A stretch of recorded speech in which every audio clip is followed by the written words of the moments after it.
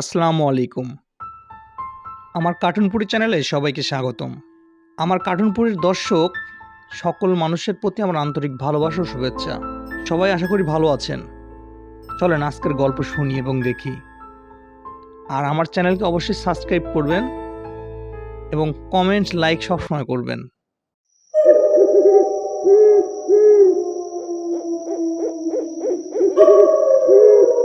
কার্টুনপুরি।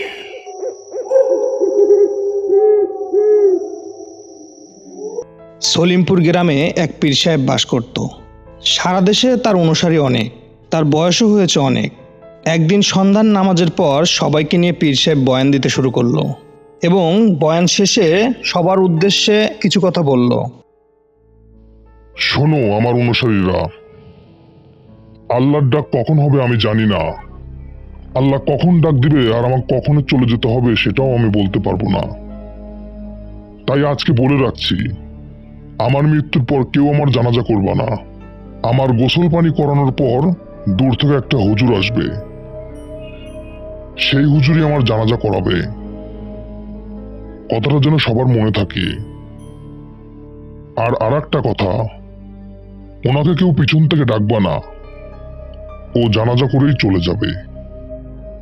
এমনভাবে কিছুদিন চলে যায়। হঠাৎ একদিন রাতে পীর সাহেব মারা যায়। পরদিন সকালে তার মুরিদরা পীর সাহেবের কথা মতো গোসল পানি করার পর তাকে খাটনিতে করে রেখে দিয়েছে। পীর সাহেবের কথা মতো দূর থেকে কোনো একটা হুজুর আসবে, তার জন্যই সবার অপেক্ষা।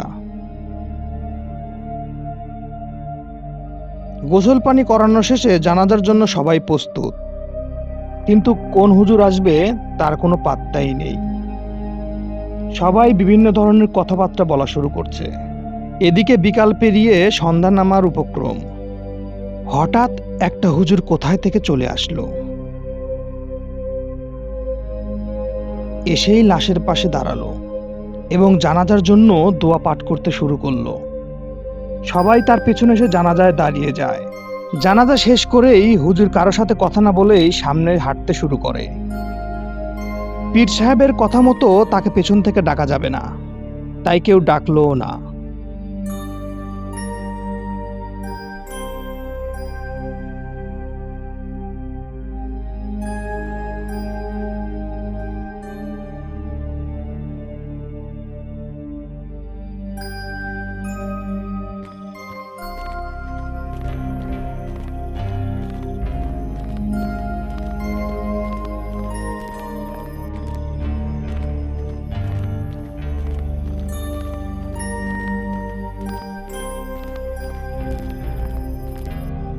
কিন্তু পীরের এক মুরিদ তার পিছু নিল। তাকে অনুসরণ করতে করতে পিছু হাঁটতে হাঁটতে অনেক দূর চলে যায়। পিছন থেকে মুরিদ তাকে ডাকা শুরু করলো, হুজুর, হুজুর, হুজুর, কে আপনি?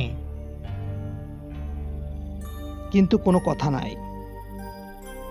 সে আবার কিছুক্ষণ হাঁটার পর আবার ডাকা শুরু করলো, হুজুর, হুজুর, হুজুর, কে আপনি? কিন্তু কোনো কথা নাই।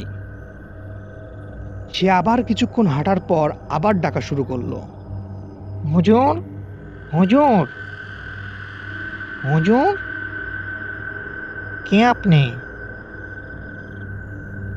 কিরে, তোদের পীর সাহেব আমার সম্পর্কে কিছু বলেনি? আমাকে পিছন থেকে ডাকা যাবে না?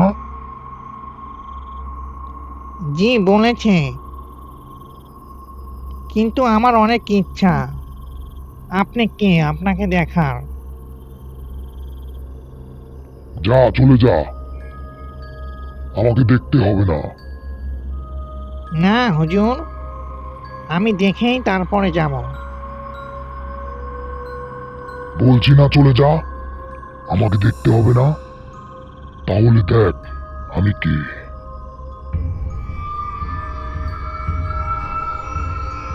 মুরিদ তার চেহারা দেখে কথা হারিয়ে ফেলে।